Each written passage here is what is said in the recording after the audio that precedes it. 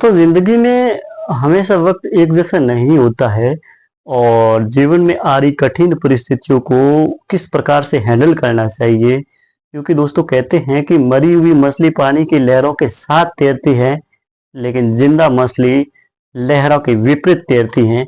इससे हमें ये शिक्षा मिलती है कि वाकई अगर जिंदगी में आप जिंदे हैं तो आपको विपरीत परिस्थितियों का सामना तो करना ही पड़ेगा। फ्रांस के एक इतिहासकार ने फ्रांसीसी इतिहास नाम की एक बड़ी पुस्तक लिखी।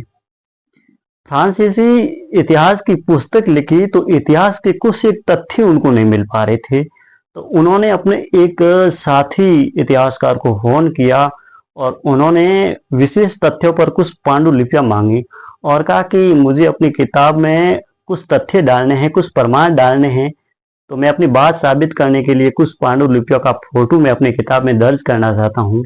इसलिए आप मेहरबानी करके आपके संग्रहालय से मुझे कुछ पांडुलिपियां दे दीजिए। जब मैं फोटो खींच के मैं अपनी किताब तैयार करूंगा तब आपको मैं आपकी पांडुलिपियां आप तक पहुंचा दूंगा। अब दोस्तों होता क्या है कि उनका खास मित्र था तो वो मना नहीं कर सकते थे, इसलिए वो पांडुलिपियां उनको लौटा दी और उन इतिहासकारों ने वो पांडुलिपियां रद्दी पेपर पर आके रख दी। कहा ठीक है, मैं थोड़ी देर बाद देख लूंगा।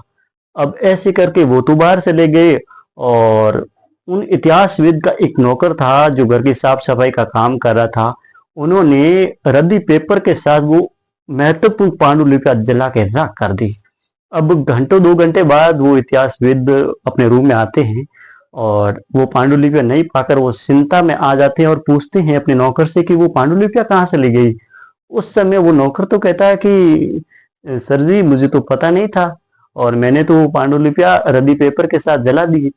अब वो बिल्कुल असहाय हालत में हो गए और घबरा गए कि मैं अपने मित्र को क्या जवाब दूंगा। इतनी महत्वपूर्ण, इतनी जरूरी पांडुलिपियां थी जो उन्होंने जला दी, लेकिन उनका चेहरे का रंग इतना फीका पड़ गया था जो स्पष्ट समझा जा सकता था। लेकिन फिर भी उन्होंने अपने नौकर से कहा कोई बात नहीं, ऐसी भूल होती रहती है। ऐसा सुनते ही वो नौकर तो उस रूम से बाहर चला जाता है दोस्तों, लेकिन वो इतिहासविद वही बैठ जाते हैं, घंटों सोचते हैं कि अब क्या किया जाए, कितनी बड़ी मुसीबत आ गई है, मैं फ्रांसीसी इतिहास की ये पुस्तक कैसे लिख पाऊंगा। खूब विचार विमर्श के बाद उन्होंने और संकल्प बनाया कि अब मैं और ज्यादा गहरे रहस्य में जाऊंगा, बहुत ज्यादा रिसर्च करूंगा और इससे भी ज्यादा तथ्य, गहन तथ्य लेके आऊंगा और लोगों को सामने रखूंगा और फिर लोगों को दिखा दूंगा कि एक बार मिली असफलता असफलता नहीं होती है। ऐसा सोच के उन्होंने 2 साल तक रिसर्च किया और उससे भी प्रमाण के साथ वो पांडुलिपियां जो थी उससे भी प्रमाणित तथ्य वो लेके आई और जो दृढ़ फ्रांस का इतिहास लिख डाला। इस कहानी से दोस्तों हमें एक ही शिक्षा मिलती है कि जीवन में आने वाली एक तकलीफ अंतिम तकलीफ नहीं होती है और एक खुशी आखिरी खुशी नहीं होती है। जीवन का नाम ही सुख और दुख है।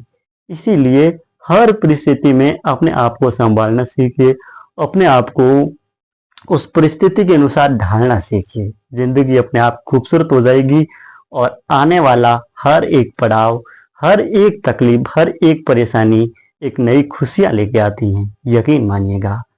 दोस्तों आपको हमारी कहानियां अगर अच्छी लगे तो हमारा यूट्यूब चैनल सब्सक्राइब जरूर कर दीजिएगा। नई कहानी के साथ फिर हाजिर होऊंगा, तब तक नमस्कार।